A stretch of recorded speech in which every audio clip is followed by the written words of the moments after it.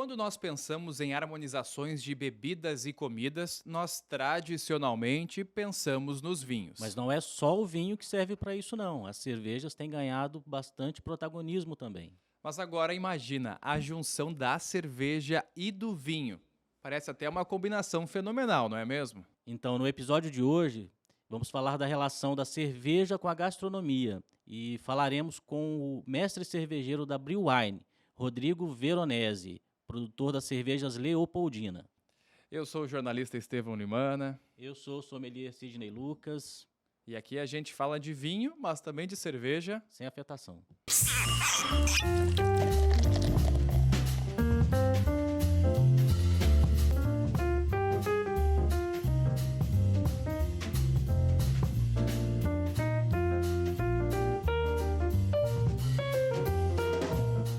Você já deve ter lido aí na descrição do episódio, nós vamos falar de vinho e cerveja. Sidney, eu sei que você tem uma experiência grande já no mundo do vinho e deve ter harmonizado muitos jantares com vinhos. Mas a tal da cerveja tem ganhado uma notoriedade e até um espaço bem rebuscado aí no mercado e também no paladar dos consumidores, né? Sim, mas fiz com vinhos e com cervejas também, e a experiência é muito boa. Há quem diga que são concorrentes, mas não são concorrentes não. Cervejas boas são quem consome vinho, quem gosta de vinho, também não abre mão de uma boa cerveja. Acaba não concorrendo. É, e olha que tem até cerveja com vinho. É o caso dessa que nós estamos aqui, olha. A gente está vendo a garrafa desse. Eu, se não conseguisse ver o rótulo, diria que estamos com uma garrafa de vinho, de espumante na mão. Mas estamos com uma cerveja. A cerveja é produzida aqui no sul do Brasil, lá no Rio Grande do Sul. E por isso a gente recebe agora no podcast No Mundo do Vinho o Rodrigo Veronese, mestre cervejeiro da Brew Wine Leopoldina, faz parte do grupo Família Valduga. Rodrigo, muito obrigado por ter nos atendido, obrigado pela participação, estamos muito felizes em ter você aqui com a gente hoje. Imagina, obrigado. Nós também que, em nome da família Valduga e da Brew Wine Leopoldina, agradecemos pelo convite. Certo. Ô Rodrigo, a gente estava aqui conversando antes até de gravar e falávamos a respeito da relação da cerveja com o vinho. E essa é a proposta, né? Então até que a gente nem tá com taças de cerveja aqui, nós estamos com taças de vinho, porque é algo diferente, né? A cerveja, a gente fala de Blumenau, da capital brasileira da cerveja, e a gente vê esse crescimento exponencial da bebida, vemos aí a zitogastronomia ganhando forma também. Queria que você contasse pra gente um pouco o que é a Brew Wine Leopoldina e qual é a proposta que vocês acabam tendo aí como objetivo de propagação de um estilo diferente de cerveja. O projeto da Brew Wine Leopoldina tá já se encaminhando para o 6º ano com fábrica instalada. Nós fizemos parte do grupo Família Valduga, então hoje um importante grupo vitivinícola do Brasil. E o que ocorre, né? Quando que se entendeu quando que nós começamos o projeto lá atrás, sempre tinha a própria família Valduga tem essa questão sempre da inovação, de ter projetos que sejam diferentes, apesar de nós trabalhamos hoje com vários estilos de bebidas, então a gente sempre pensou no próprio começo, na própria jornada da Leopoldina, o que teríamos e qual é que seriam as ferramentas que faria que a gente pudesse ser diferenciado no mercado. E essa junção, então, essa questão de ter os dois mundos conectados para nós sempre fez parte do nosso DNA. O que poderia fazer com que a Leopoldina tivesse diferenciação? Toda essa gestão sobre a questão da própria fermentação na garrafa das bebidas, do gerenciamento dos produtos em barris de carvalho, nas barrigas de carvalho, então o envelhecimento, essa maturação em madeira, que é uma referência muito forte da Leopoldina, e também esse trabalho com as bebidas que possam ser mescladas com os mostos da uva. Então esse processo nosso sempre, isso desde o começo foi sempre uma marca e um dos objetivos que nós buscamos. É óbvio que a gente é uma cervejaria, temos esse mote principal, mas o nosso foco vem cada vez mais se tornando, né, ganhando relevância na produção desse tipo de bebida, que é o que faz sentido para nós, do que propriamente competir em produções de massa, que é o que a gente não consegue fazer por conta do tamanho da nossa fábrica. Então, essa busca constante pela diferenciação está no DNA do Grupo Valduga, mas também é um dos grandes motivadores da nossa cervejaria. Rodrigo, já fez uma apresentação excelente aí da cervejaria, agora fala um pouco de você também, né? Sua formação, como foi que você começou nesse mundo. Conta aí pra gente as suas experiências aí pelo mundo cervejeiro. Bacana. Eu trabalho no Grupo Valduga há 15 anos, então tenho uma relação bem antiga aqui com a família. E comecei fazendo cerveja em casa, como grande parte das pessoas que vêm muitas vezes se colocando nesse mercado. Então eu comecei por uma casualidade, fazendo cerveja. Um amigo meu me pediu para fazer cerveja com ele. Naquele momento eu disse, eu não vou, né, abrir mão de um sábado que muitas vezes eu gosto de jogar futebol por conta de fazer cerveja. Mas aí na segunda vez que ele me convidou, acabei aceitando esse convite e fui fazer a cerveja com ele. No resumo foi que na segunda, terceira produção, ele falou, por favor, vem aqui na minha casa, recolhe as panelas aí que eu não quero mais, né, nem olhar para isso aqui. E aí comecei a me interessar mais em fazer cerveja. Então, a partir desse momento, então comecei a comprar mais livros, comecei a realmente estudar e me dedicar mais a essa questão de produzir. Então, o primeiro curso, inclusive, fiz em Blumenau, fiz na escola da cerveja do malte aí em Blumenau. E depois, sim, então, com a minha formação principal é em gestão empresarial. Depois, com essa ideia do grupo colocar a cervejaria, então, sim, daí eu fui me especializar, por conta da família Valduga, fui me especializar na Alemanha, no VLB Berlim. Então, depois, sim, né, acabei transformando um hobby numa profissão, que hoje já não me vejo mais sem a cerveja na minha vida. É curioso, ele falou fez um hobby a profissão. E como é que fica daí? Porque a gente sempre gosta muito do hobby, né? A gente adora o hobby, gosta de praticar aquilo, mas às vezes quando a gente integra com o trabalho, vem as dificuldades, vem os problemas. E você continuou gostando do hobby? Como é que tá assim, Rodrigo? Tem outro detalhe. Normalmente eu vou te falar, a gente tava falando... Pode falar. Normalmente você disse que teve que escolher entre jogar bola e fazer cerveja. Normalmente quem joga na várzea, ele joga a troco de cerveja normalmente, né? Porque gosta mais da farrinha do final da pelada ali.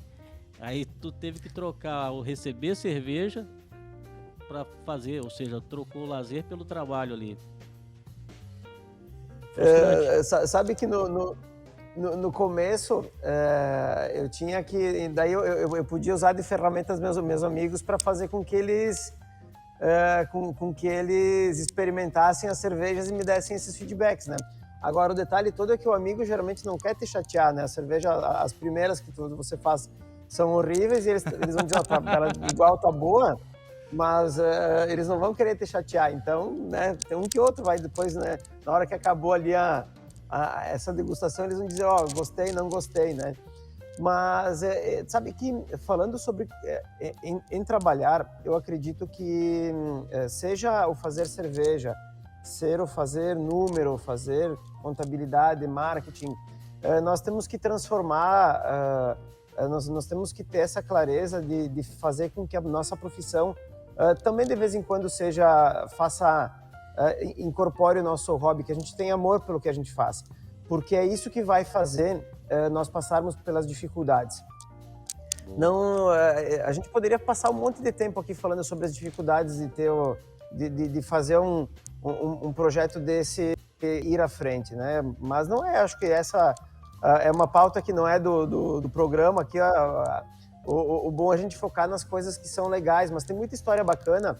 Outro dia eu estava falando com um colega meu, cada história que tem pendurada na parede aqui da cervejaria que a gente enxerga, eu me lembro, né? Os meus colegas se lembram dessas histórias elas estão as boas, as ruins. Então, no final de contas, eu acredito que seja para qualquer profissão, nós incorporarmos um pouco desse hobby e dessa profissão e conseguir mesclar essas coisas, vai fazer com que a gente seja feliz e consiga superar as nossas dificuldades. Porque nós vamos ter dificuldade aqui na cerveja, vocês vão ter na profissão de vocês, o Arthur, que é meu colega que está aqui, vai ter na dele. Então, nós vamos ter que ter força e ser resilientes para superar isso. O fato todo é, quanto mais nós gostarmos do que a gente faz, mais, no meu ponto de vista, força nós vamos ter para passar dessas fases ruins, que sempre vão existir. Com certeza. E por isso você falou em coisas boas, eu acho que não tem como não ser uma coisa boa nós bebemos uma cerveja hoje da Leopoldina. Temos aqui uma Itália. Enquanto eu vou passar as honras pro nosso Sidney aqui abrir, eu passo para ele porque eu sou bem desajeitado com essas coisas e ia dar problema aqui em cima do estúdio. Eu queria que você explicasse pra gente, Rodrigo. A gente tá vendo aqui a cerveja numa garrafa diferente, não é nada comum como a cerveja que a gente vai às vezes no supermercado comprar, ela é diferente, ela tem uma rotulagem muito próxima a um espumante, a um vinho, tem a rolha também. Eu queria que você contasse pra gente o que nós vamos beber aqui e degustar hoje e por que tá cheio de medalha, de carimbo de medalha em volta dessa garrafa. Então, deixa eu comentar para vocês um pouco sobre então, a Bril Wine Leopoldina. Ela tem como característica o clássico, manter coisas clássicas, manter uma imagem clássica. Então, esse rótulo, ele é um rótulo, obviamente, clássico também. Independente das escolas que a gente siga, ou né, das ideias que nós tenhamos aqui, nós sempre temos essa questão de ter como um mote principal na Leopoldina o clássico, que a gente acredita que o clássico nunca vai sair de moda. O que vamos provar aqui é uma cerveja que leva na composição dela o mosto do Chardonnay. O mosto é o suco da uva que é prensado durante a safra da uva. Então, essa cerveja é feita sempre durante a safra da uva, certo? Então, nós fizemos ela nesse período de vindima aqui do grupo, que vai de janeiro, fevereiro e março. Então, aqui é o momento então, que nós elaboramos esse produto, justamente para que nós consigamos obter a melhor matéria-prima dos vinhedos, desse processamento que a gente vai passar aqui pelo Grupo Valduga e depois então agregar o nosso processo. Então aqui nós estamos provando uma cerveja que tem na composição dela 25% do mosto do Chardonnay da Casa Valduga. É o mesmo utilizado para os vinhos que a Casa Valduga produz. O mesmo utilizado pelos vinhos da Casa Valduga. Então o que vocês vão perceber aqui? Que na composição dela, ela tem justamente a divisão dos dois mundos. Essa é a proposta desse tipo de produto. Entregar ao consumidor uma experiência onde que ele entenda que ela tem imagem e características de uma cerveja, mas que no aroma e no sabor ela também entregue esse intercâmbio entre os dois mundos. Então, começando um pouco sobre o processo, sobre o produto é uma cerveja de escola clássica belga, uma cerveja de base Saison, uma cerveja muito difundida na Bélgica, tá? E que depois, durante o processo de fermentação, ele tem agregado ao processo o Chardonnay. Então, feito esse processo, ela passa por um período longo de maturação aqui nos nossos tanques, e depois ela é refermentada na própria garrafa com uma levedura de espumante. Passado esse tempo de refermentação, e isso vocês vão perceber que ela tem aqui na formação, uma formação de espuma muito... o gás carbônico dela é muito fino, tá? Uma retenção de espuma que é muito interessante e que em aroma e sabor ela vai entregar justamente os dois mundos. Então é uma cerveja que aqui, muitas vezes, quando se fala tecnicamente em cerveja, a expressão autólise no mundo da cerveja não é bem-vinda. Aqui nós provocamos essa autólise que é buscando aqueles champanoises longos. Então, é uma cerveja que ela está sobre as bocas, ela é uma cerveja que não é fácil pelo processo de degorgement. Então é uma cerveja que tem uma turbidez um pouquinho maior do que uma cerveja filtrada. É uma cerveja que não é filtrada, refermentada na garrafa, não pasteurizada e com uma validade bem longa. Em sabor... Mostrando nas imagens, Rodrigo, aqui, mostrando nas imagens quem está nos assistindo pelo Spotify ou nos assiste pelo YouTube, como ela fica bacana nessa taça de vinho. Dá para ver até o aroma. Eu ainda não bebi, esperei para sentir o aroma dela abrir um pouquinho. Também dá para sentir um aroma muito, muito próximo, né, a um vinho branco ou até um espumante. Então, realmente, é uma experiência muito diferente que a gente pode encontrar aqui na taça. E refrescante. Exatamente. Também, né? Uma cremosidade muito boa, tem uma refrescância muito boa. Essa acidez, né, que muito provavelmente vem pelo mosto, pelo vinho, né, pela Chardonnay. Pelo Chardonnay. Não deixa ela cansativa, não deixa pesada, deixa ela refrescante, uma acidez gostosa. Baita cerveja. Baita cerveja. E sensorialmente falando, o que nós temos aqui como as notas específicas? Esse floral, junto com esses condimentados da base da cerveja. Então ali tem uma informação bem importante, que é o Chardonnay se encontrando com essa base específica da cerveja base do Saison. Temos também uma cerveja muito, muito seca, que pede o segundo gole, então ela tem essa característica de ser bem seca.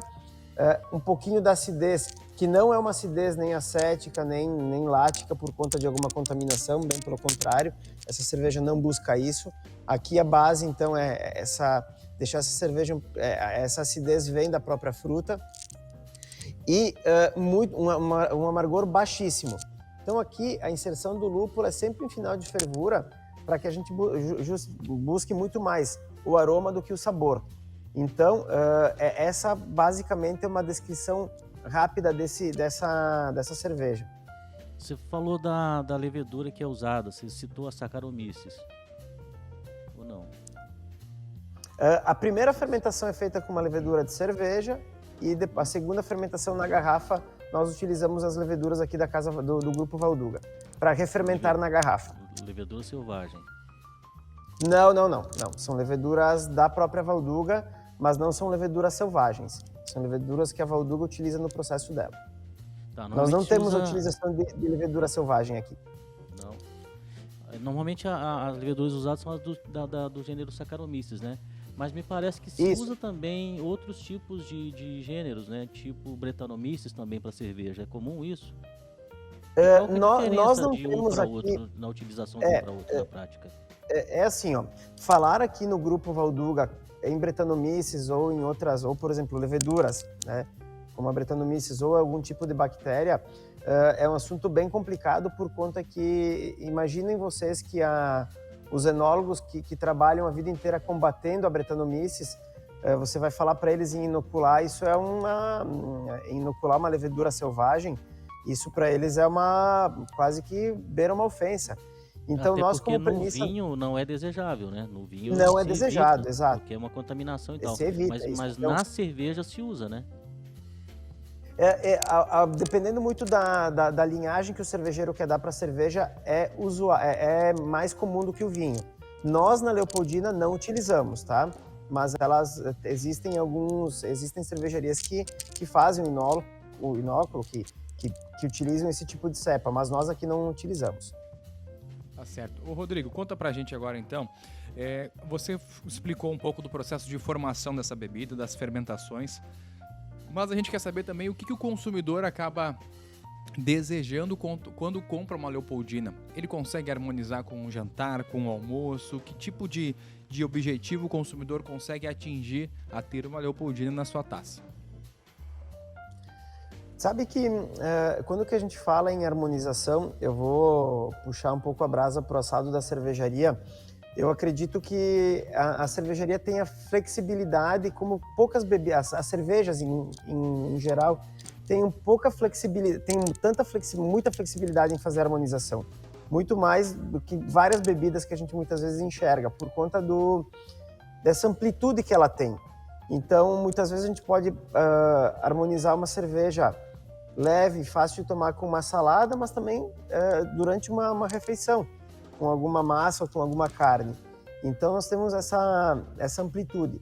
Obviamente que a Leopoldina tem, dentro da coleção de cervejas delas, propostas diferentes de harmonização. Então, cada um dos nossos estilos conseguem ser facilmente harmonizados dentro de toda a nossa coleção.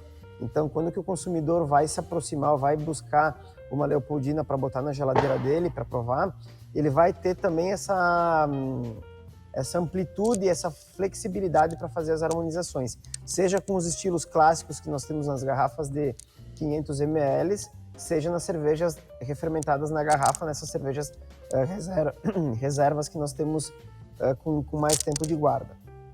Rodrigo, eu imagino que você aí dentro da casa da família Valduga, da Casa Valduga, deve cruzar toda hora por enólogos, por sommeliers, deve encontrar pessoas aí que foram precursoras do mundo do vinho no sul do Brasil, no Brasil inteiro, né? Como é que é produzir cerveja dentro de um grupo que foi precursor do vinho aqui no Brasil? Como é que tem aquele joguinho, o vinho é melhor que a cerveja tá vindo, como é que é essa combinação, assim, essas piadas, deve ter muita piadinha interna, total, deve ter bastante coisa, mas como é que é a convivência com o pessoal e colocar, deve ser um desafio, né, colocar a cerveja na mesa de quem também aprecia muito vinho. O Eduardo Valduga sempre fala assim, que quando que a gente tem facilidades na cerveja que os enólogos não têm, porque o enólogo não tem como, se a cerveja der errado, ele não tem como ir lá e colocar fora a cerveja e fazer de novo, porque tem que esperar a safra. Então, não tem a matéria-prima disponível todo momento. Então, eles sempre falam para nós, vocês têm, a vida de vocês é muitas vezes mais fácil que a do enólogo.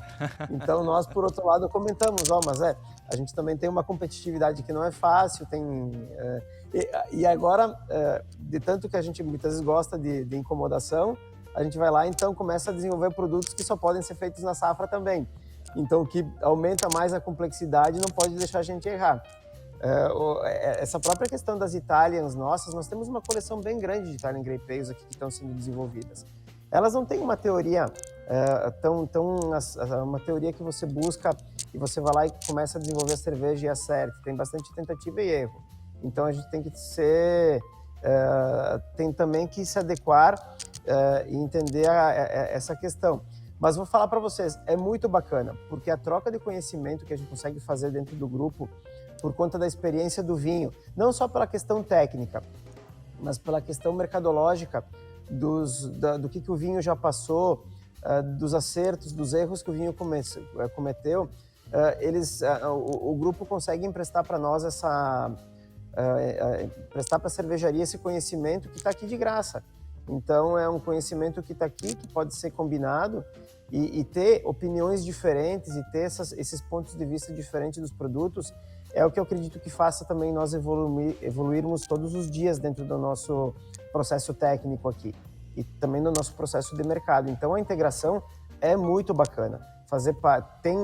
O que tem para nós da cervejaria é ter essa carga de responsabilidade, porque afinal de contas, na frente dos nossos rótulos tem um carimbo chamado Família Valduga.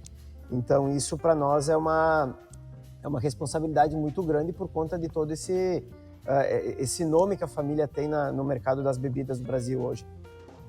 Rodrigo, você disse que tem mais, essa linha Italian, tem outras variáveis aí, né? Então, além da Chardonnay... todas elas estão em desenvolvimento agora, tá? No mercado a próxima só Chardonnay, só essa aqui. Exato. A gente tem elas internas aqui em desenvolvimento justamente por conta disso.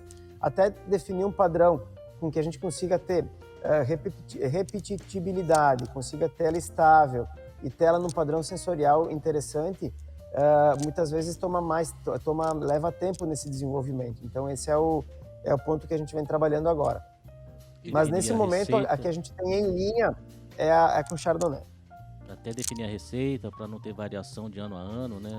Ainda mais que depende de safra, a matéria-prima tem as suas variáveis de safra para safra. Exato, então a gente leva um pouco de tempo, mas isso que é o bacana também.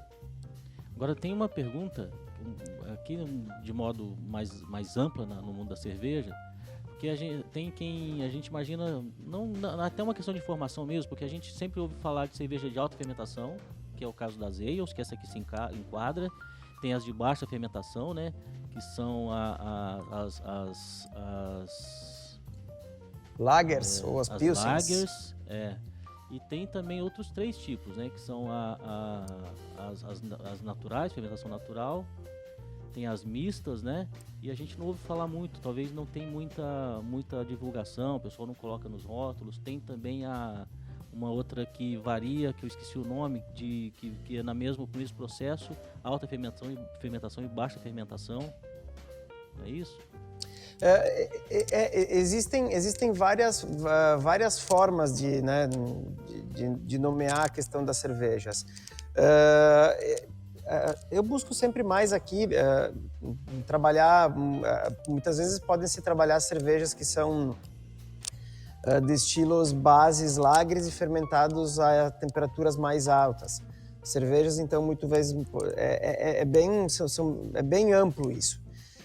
Nós, na questão dessas cervejas, por exemplo, de fermentação espontânea ou de culturas mistas, nós não temos tanta experiência aqui e eu também não tenho muito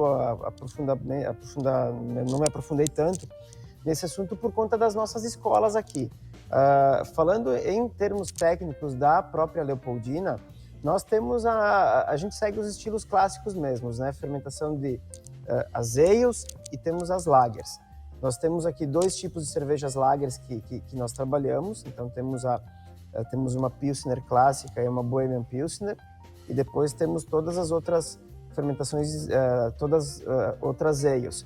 Em números de estilos, a Leopoldina tem muito mais ales do que fermentações baixas. Mas é um mundo bem complexo e que cada um vai emprestar vai passar para a cerveja aquelas características. As de culturas mistas e as espontâneas são cervejas um pouco mais complicadas dentro do nosso ponto de vista aqui, por conta de, eventualmente, você ter uma contaminação cruzada na fábrica, você perder o domínio do processo. Então, existem cervejarias que fazem isso dentro da própria cervejaria, cervejarias que fazem fora. Nós optamos por não ter isso por conta dessa contaminação, desse risco de contaminação que pode prejudicar um trabalho inteiro.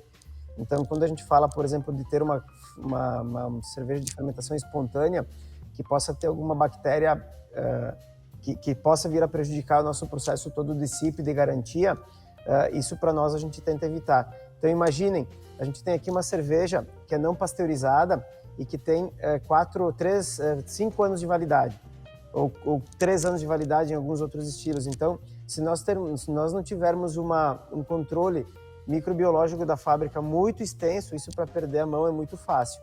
Então, por isso que a gente não se aproxima tanto dessas fermentações que são mistas ou dessas fermentações que são mais específicas com bactérias ou com alguma levedura selvagem.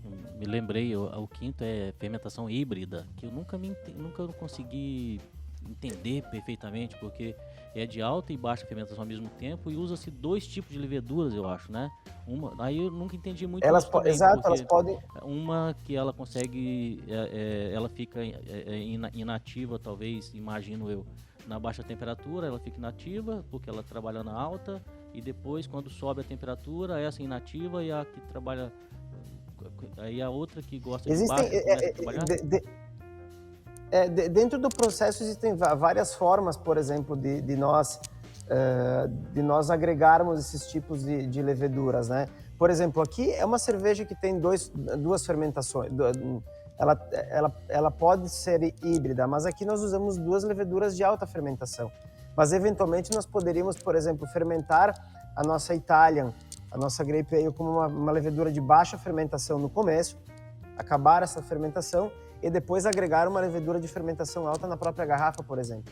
Ou, eventualmente, as 2 iguais. Então, é um mundo bem amplo e que tem várias características e é muito do que se vai buscar como processo aqui de sensorial e o que muitas vezes o time técnico de cada cervejaria busca, o que ele quer passar para cada produto. Então, é bem amplo também. E depois de conseguir colocar o Chardonnay dentro da cerveja, a provocação mudou aí com o Eduardo Valduga? Já dá para dizer que vocês também estão dependendo das uvas, da safra, que não pode fazer a todo momento? Exato, e agora então a gente conseguiu se agregar a esse processo e trabalhar também durante a safra. Então tem mais essa característica que a gente vem passando durante as nossas jornadas. Tem que esperar a safra e começar a programar as janelas durante a nossa safra, durante a vindima aqui para produzir as nossas cervejas. Quanto a equipe da Leopoldina, quantas pessoas vocês são? Como é que é a produção de vocês? É em escala? É semestral? Depende? Como é que funciona, Rodrigo? Nós trabalhamos com um processo de produção que tem uma programação de vendas através, né? Essa programação de vendas é feita e depois, através disso, a gente vai fazendo o nosso escalonamento de produção. A cervejaria é uma fábrica muito tecnológica aqui do grupo, ela trabalha com 4 pessoas na fábrica e ela tem uma capacidade de ela produz em média 50, 60 mil litros. Então ela já vem perto da capacidade dela, nós temos uma capacidade hoje instalada de 70 a 80 mil litros, então nós temos essa flexibilidade. Mas é uma fábrica bem enxuta, extremamente tecnológica, ela está localizada no município de Garibaldi, que é onde nós temos ela tem a fábrica dela, todos os negócios da família são separados por CNPJs e por pavilhões, inclusive. Então nós temos ela na própria fábrica dela, mas ela divide o terreno num espaço aqui em Garibaldi junto com a Ponto Nero e com a nossa importadora de vinhos. Então, obviamente, ela tem poucas pessoas na fábrica, mas ela compartilha processos aqui da própria Ponto Nero, muitas vezes. Então, a expedição e o processo de rotulagem nós compartilhamos com a Ponto Nero. E para quem quer beber boas cervejas, bons vinhos, precisa utilizar aí bons produtos, que nós temos a nossa parceira Mozart Cristais. A Mozart Cristais é a principal fornecedora de taças de espumantes, taças de vinho e também taças para cerveja, como essa da Dona Leopoldina que nós estamos bebendo aqui. É a principal fornecedora desses materiais para a Serra Gaúcha. As vinícolas da Serra Gaúcha, como a família Valduga, também são atendidas pela Mozart Cristais, localizada aqui em Blumenau, e é a única que possui, né, a chancela do seu Frederico Strauss, um descendente de alemão muito famoso no meio dos cristais, e é claro que também tem aí sua participação, é o dono do estilo da taça do espumante brasileiro e traz essa qualidade para os produtos aqui no Brasil. A fábrica fica em Blumenau, mas espalha os produtos para todo o nosso país, e quem quiser conferir pode ver aí a infinidade de taças, de vasos, decanters, tem muita coisa boa, muita coisa de qualidade. É só acessar o Instagram deles, é a Mozart Cristal, Cristal com Y, né? Então fica Mozart Crystal para você ver aí o portfólio de produtos da Mozart Cristais, que fica localizado aqui em Blumenau e é a nossa parceira aqui do nosso podcast No Mundo do Vinho. Seguindo agora a nossa conversa com o Rodrigo, Sidney, eu vi que você já calibrou a segunda taça pra gente de cerveja aqui. Nada mal para começar nosso podcast. E temos uma cervejaça aí na nossa mesa. O que você tem de curiosidade dessa bebida? O que tá achando, Sidney? Eu não sou um cara muito acostumado a beber cerveja. Eu fui pro mundo do vinho, não tinha aquela integração do paladar com a cerveja. E sempre tem aquela rusguinha, né? Eu bebo cerveja, eu bebo vinho, mas aqui a gente tá bebendo os dois ao mesmo tempo. Cara, eu tenho comigo uma coisa que entre vinho meia boca e cerveja meia boca, eu prefiro o vinho meia boca. Eu sou chato pra cerveja. E quando eu bebo cerveja, é esse padrão aqui. Eu não gosto de tomar qualquer cerveja assim, não. Eu sou meio chato pra cerveja. E a Leopoldina, eu já tomei algumas coisas da Leopoldina, são incríveis, né? É outro padrão, isso é outro nível.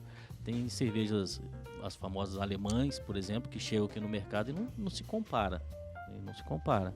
Essa Itália eu nunca tinha tomado. Tô surpreso também, incrível, sequinha, gastronômica, muito boa mesmo. Eu tive a experiência de poder experimentar no Festival Brasileiro da Cerveja, né? Em 2022, que foi um dos destaques. Não sei se você estava aqui também, Rodrigo, no festival. Mas foi assim, sim, foi espetacular estava. o número de vendas, né? Foi grandioso. Esse 2022 foi o nosso melhor festival da cerveja de Blumenau. Aliás,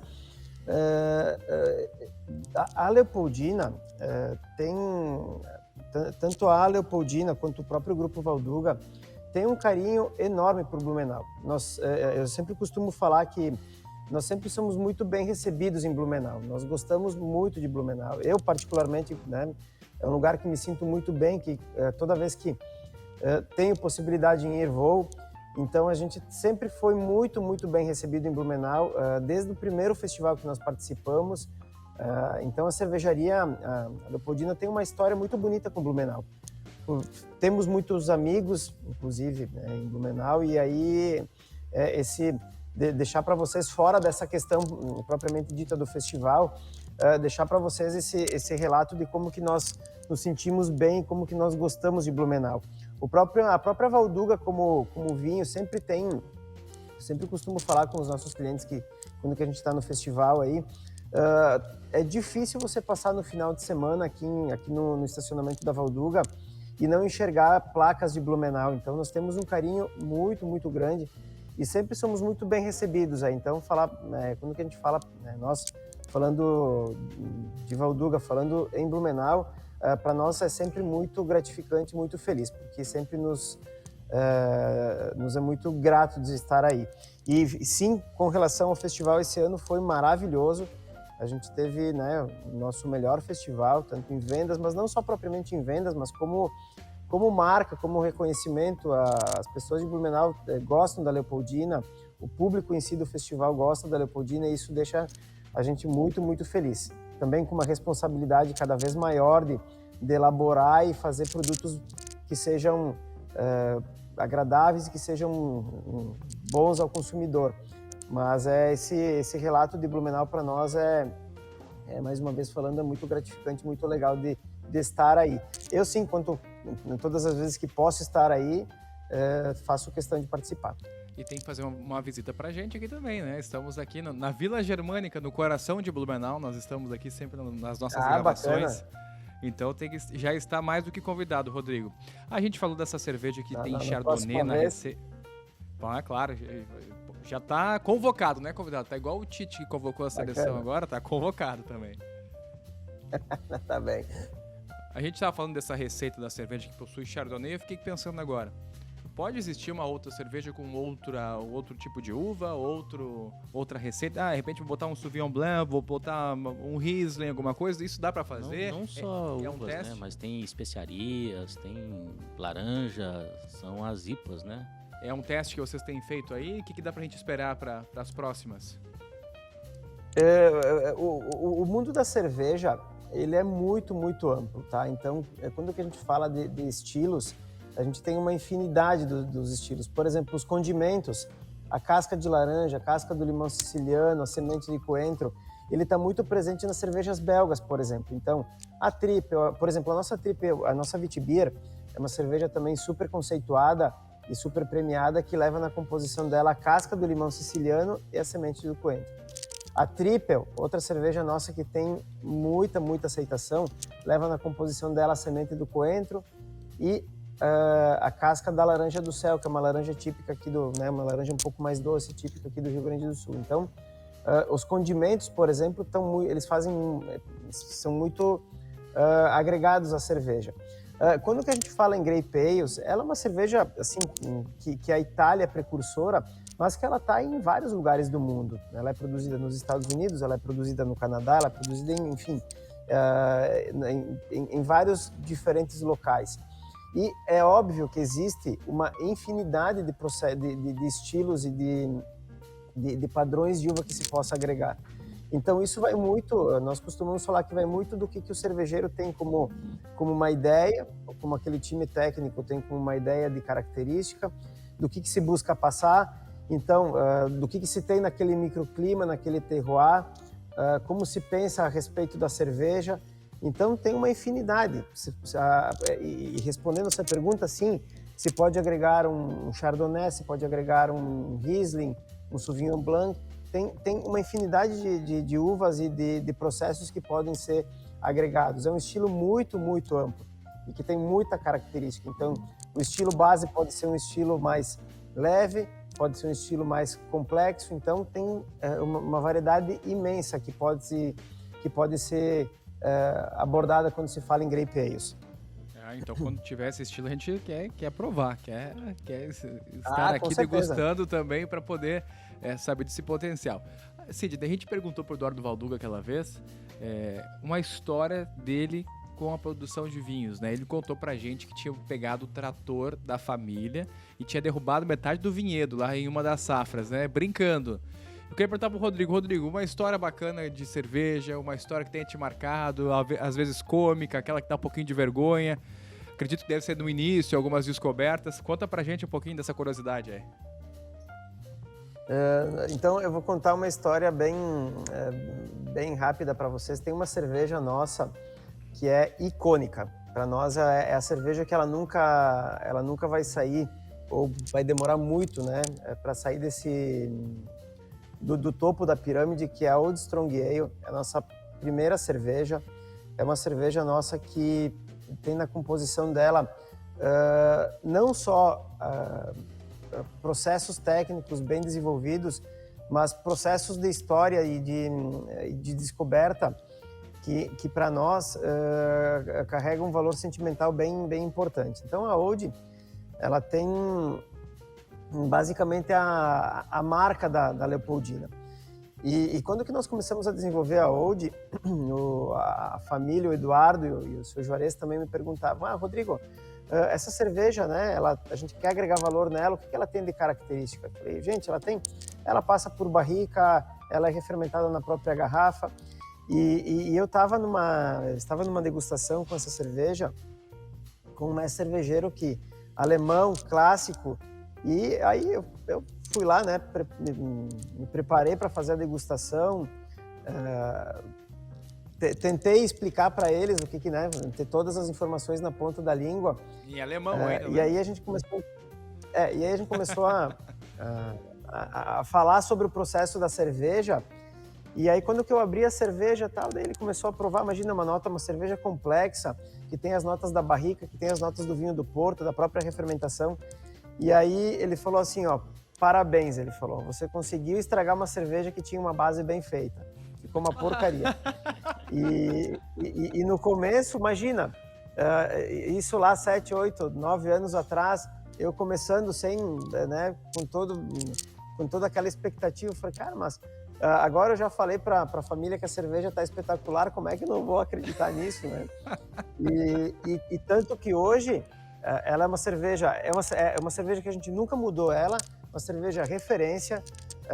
Todas as pessoas tecnicamente, quando que provam ela, sabem, bom, a Old Strong Ale é uma cerveja realmente diferenciada, mas naquele momento, né, no começo, né, com pouca experiência, com medo, por isso que a gente sempre fala, né, essa responsabilidade de ter o nome Valduga, de ter o nome família Valduga, para quem é técnico é muito complicado. Então, as pessoas vêm aqui e falam, Rodrigo, vocês e o time de vocês técnico tem as barricas, tem o processo, por isso que, né, vocês pegam as barricas no momento que vocês quiserem, por isso que vocês falam que é outra história, né?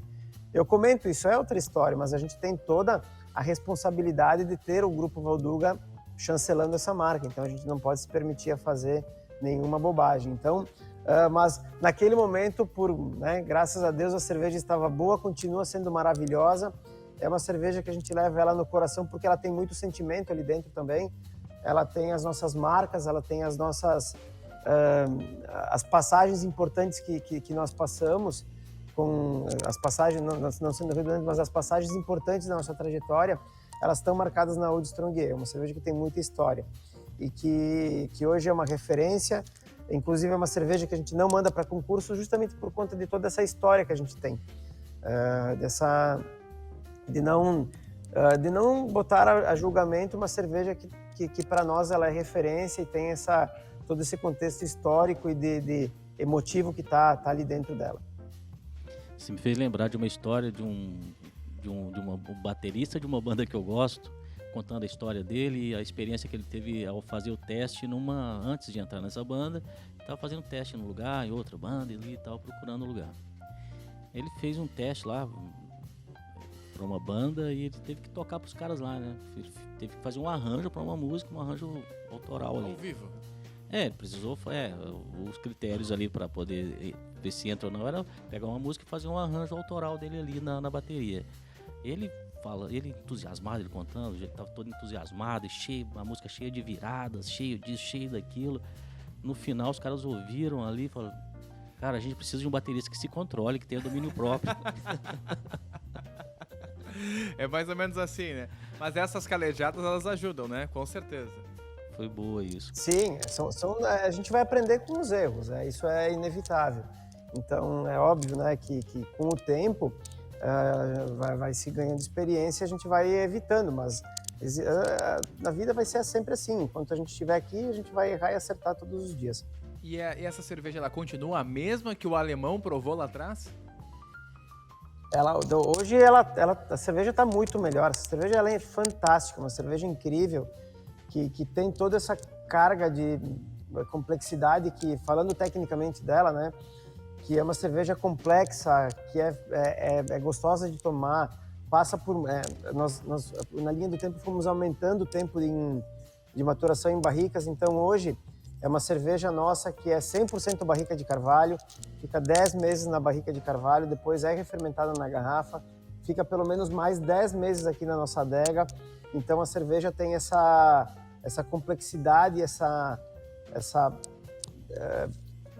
essas notas bem amplas que deixa ela maravilhosa. Uma cerveja muito, muito interessante. Eu acredito, vou falar para vocês, essa cerveja só vai melhorando na linha do tempo. É igual os vinhos Gran Reservas, bem complexos, ela só vai ganhando complexidade na linha do tempo. Alguns vinhos também, para fazer o paralelo, são vinhos para poucas pessoas, porque esses vinhos precisam ser compreendidos, né? Deve se encaixar ao avaliar essa cerveja também, né? Qual é a cerveja mesmo? A Strong Ale? É a Leopoldina Old Strong Ale. Então, claro, ela precisa desse tempo. É uma cerveja que também precisa ser entendida. Não é uma cerveja que a gente vai botar agora na taça e sair tomando, né, enchendo a taça. Então, é uma cerveja que vai mudando muito na degustação, ela vai apresentando notas diferentes por conta dessa interação com a madeira, desse longo tempo. Mas sim, falando de um gancho, as cervejas também têm essa pegada bem legal do envelhecimento delas em garrafa. As que se permitem a fazer isso. Existem cervejas e cervejas. Assim como existem os vinhos, que são vinhos que têm a proposta para serem vinhos jovens e que têm que ser tomados logo, as cervejas também. Tem as cervejas que são para o dia a dia, que são frescas e que tem que ser, por exemplo, uma IPA é uma cerveja fresca, que a gente busca ela para ser consumida rápido. Por conta dessas notas dos lúpulos que ela tem, de todo esse frescor. Já existem estilos de cerveja que pedem tempo. Quanto mais tempo elas tiverem na garrafa, elas vão evoluir, apresentar notas diferentes. Então isso tudo é uma interação muito bacana, que não é só no mundo do vinho, as cervejas também têm essa pegada. Rodrigo, uma outra curiosidade minha. Há quem tem a lei de pureza alemã, né? Reinheitsgebot, melhor falando. E aí isso leva a gente a entender, a pensar que cerveja boa é só a puro malte, só que com os 3 ingredientes ali e tal. Só que existem cervejas puro maltes ruins também, né? E existem cervejas que tem ali os cereais não maltados, que são boas cervejas também, né? A pergunta é de um técnico assim, para um técnico. Quais são os fatores definidores para a qualidade de uma cerveja, seja ela não com maltes, seja ela seguindo a lei de pureza alemã ou usando os cereais não maltados? É bem amplo, por conta que a cerveja, é óbvio, né? A lei de pureza alemã tem mais de 500 anos, então a gente vai estar falando de um país que regula a produção de cerveja há mais de 500 anos. É óbvio que a gente não tem que discutir nada sobre qualidade, né? Acho que 1518, eu acho, né? 1516. 1512, então, a gente tem essa... não tem como discutir. Mas existem outras escolas cervejeiras no mundo que também têm princípios que são diferentes. Eu sempre costumo dizer que a cerveja, ela é basicamente ensinada por ingrediente e processo. O que determina uma cerveja bem feita é você ter ingredientes de primeira linha e um processo super, super controlado. Um processo onde você controle ele de início ao fim e que você tenha técnica sobre isso. Se a gente for lá e entender que eu consiga controlar o meu processo de início ao fim e tenho à minha disposição uma seleção de ingredientes muito boas, de primeira linha, eu tenho a probabilidade de ter uma cerveja boa. Então, a questão da qualidade está muito ligado a isso, a ter um controle de processo muito bom e ter uma seleção dos ingredientes boa. A gente pode dar um exemplo, muitas vezes, as Witbiers, eventualmente levam na composição delas cereais não maltados, a própria aveia ou o próprio trigo, dependendo da opção de cada cervejeiro. Isso é um cereal, muitas vezes se usa o trigo não maltado ou a aveia não maltada. Isso é um cereal não maltado.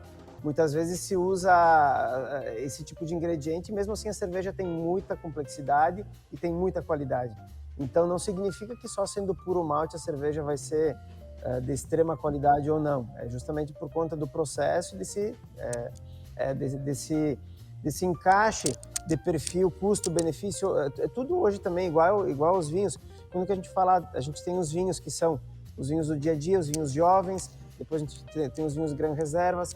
As cervejas têm as cervejas do dia a dia que tem uma carga de complexidade mais baixa, que vão ser cervejas para ser bebidas de maneira mais fácil durante o cotidiano. E vão ter cervejas que a gente vai agregar mais complexidade e que, obviamente, por essa complexidade de ingredientes, esse custo dos ingredientes, ela vai ter um valor mais alto na prateleira. Então, por conta disso, ela vai ser uma cerveja que vai ter menos giro. Então, essa é a questão que a gente tem que levar muito em conta.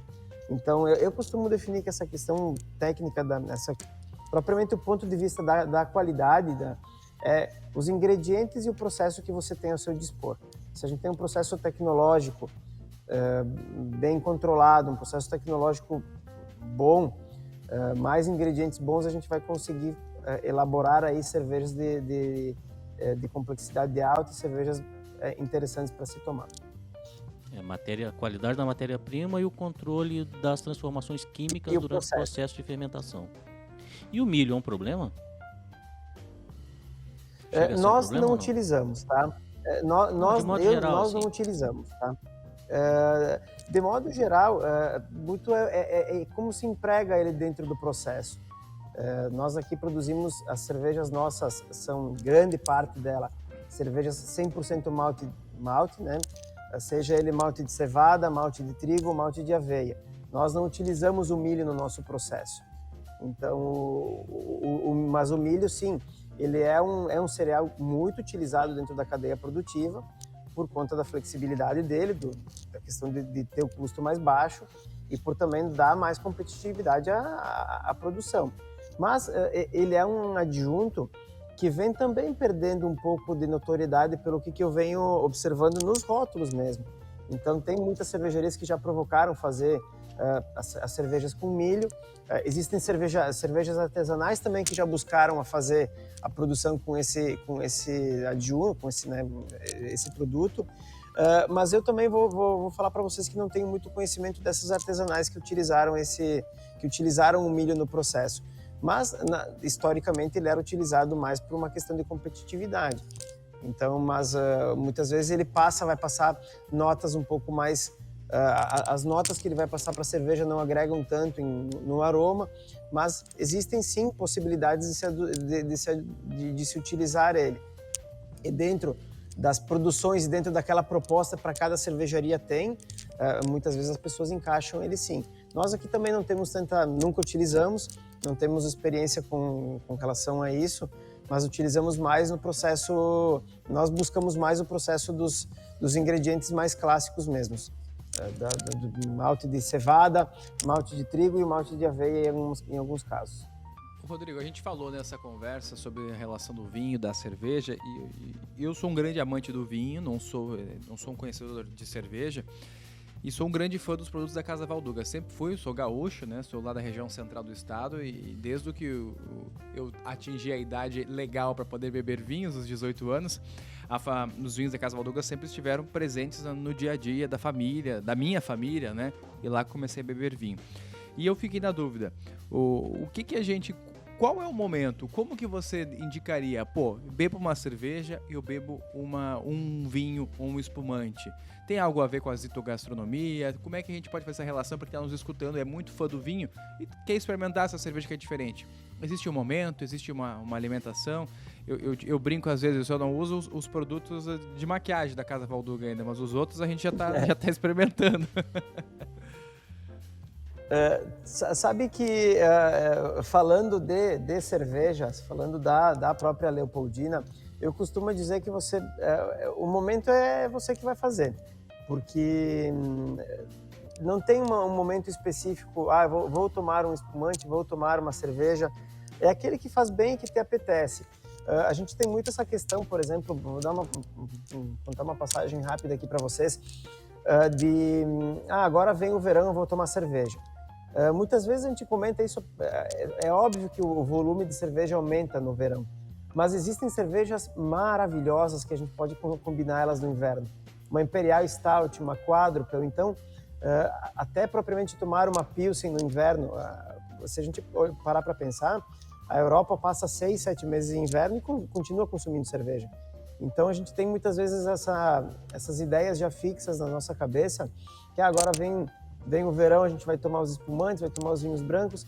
Eu, na questão da cerveja, em todas as vezes que a gente fala aqui, no momento que você quiser.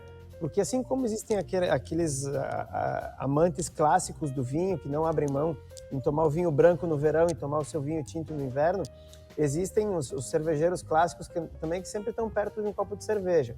Mas a questão é de ver aquele momento que você tiver disposto a tomar.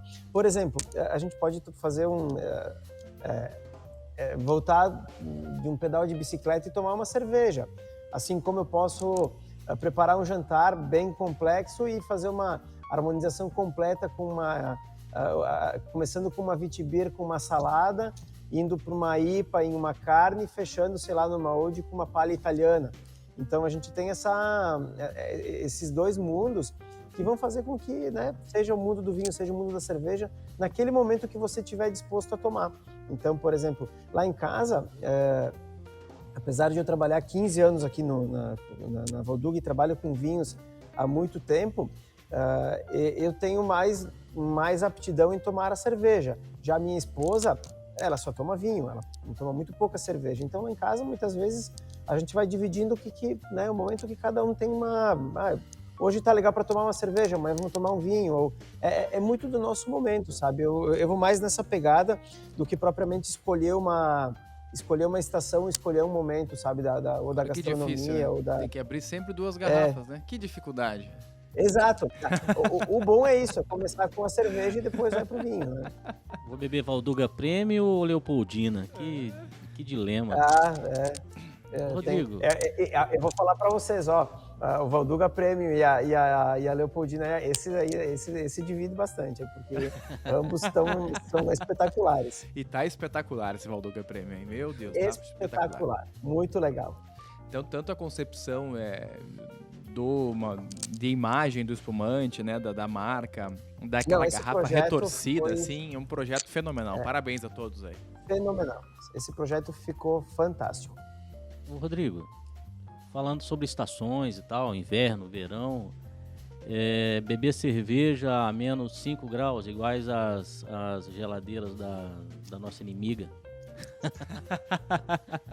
Falou o nome, começa com A e termina com um Bev.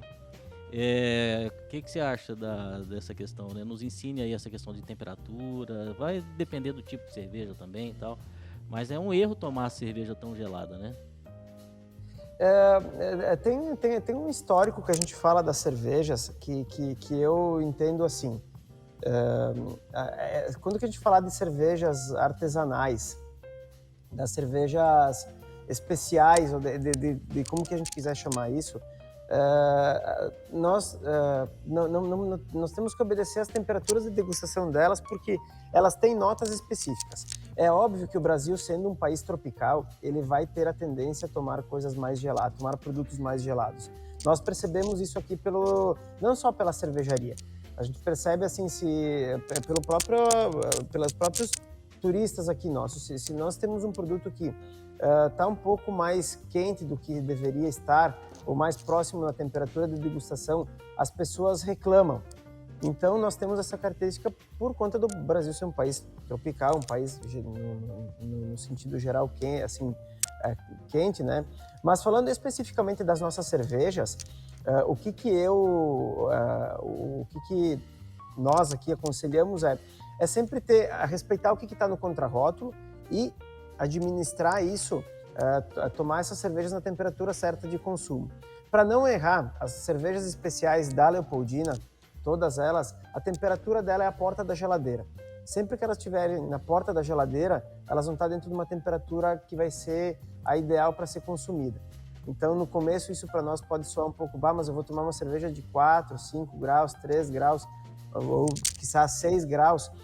Vou dizer, mas é uma cerveja quente. Não precisa, a gente explica isso para o turista, explica isso para o consumidor, que não precisa se preocupar, por conta que muitas vezes tem essas questões mais antigas que a gente botou na cabeça que tem que tomar coisa muito gelada, mas não. Aqui a gente vai desmistificando isso.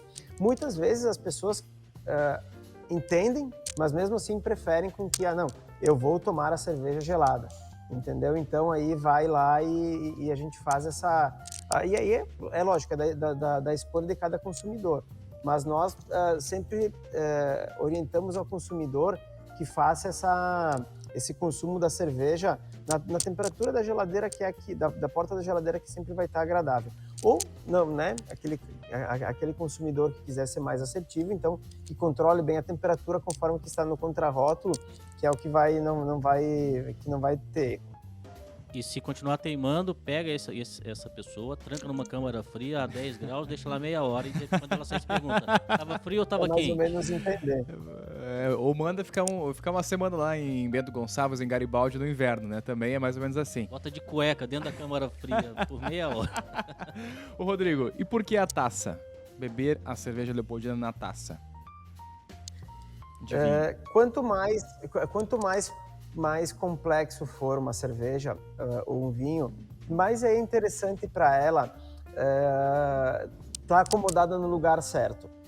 Existe aqui uma tendência, eu escuto os enólogos falarem de tomar os espumantes também em taças mais abertas, do que propriamente a taça do espumante, sabe?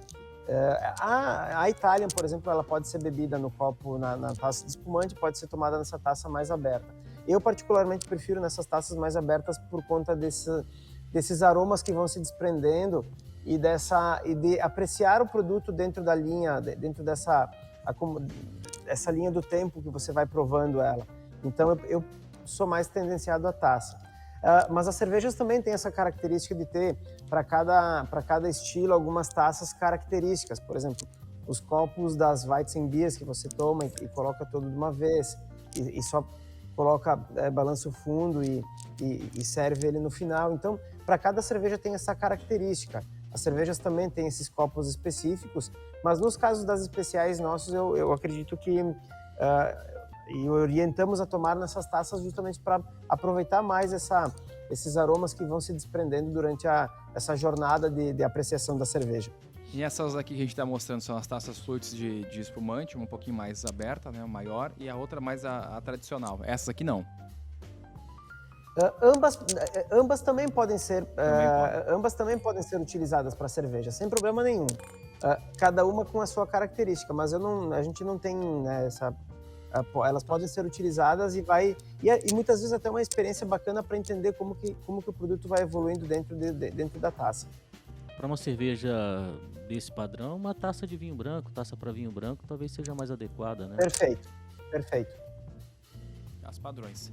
Rodrigo, que bacana foi esse papo contigo. A gente ficou muito feliz em te receber aqui. Desejamos sucesso aí no longo da carreira da Leopoldina, também com a Casa Valduga. E com certeza as cervejas já estão no nosso coração e em breve na nossa adega, na nossa geladeira, para a gente poder compartilhar mais dias também, aproveitando cada rótulo desses. Te agradeço muito, viu, pelo teu carinho aí, pela tua participação. Imagina, nós que agradecemos, eu também agradeço vocês, obrigado pelo tempo que vocês estão disponibilizando para nós, para o grupo.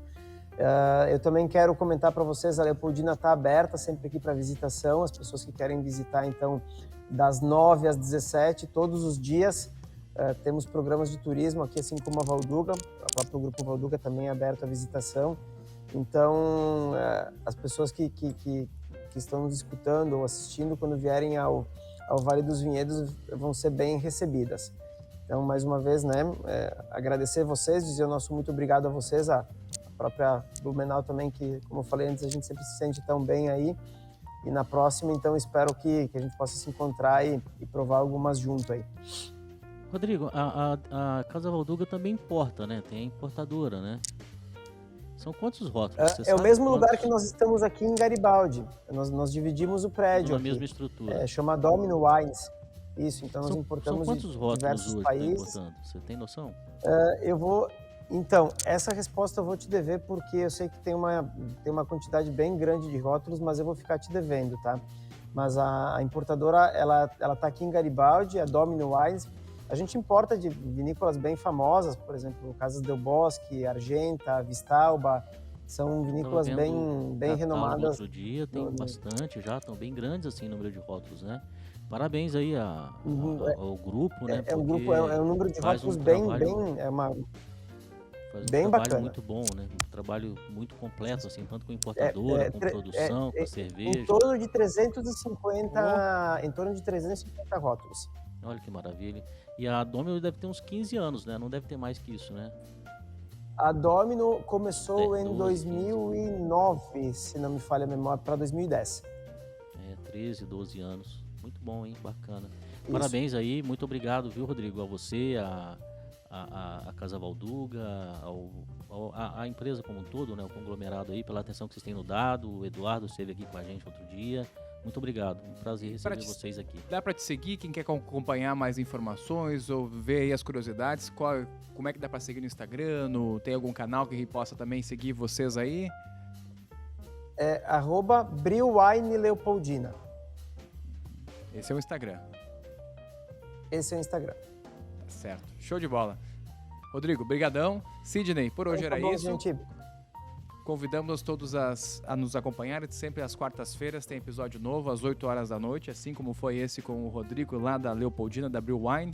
E a gente fica sempre convidando você para se inscrever no canal, dar o like e também seguir a gente. Em todas as redes sociais, né? Nos persiga nas redes sociais aí, por favor.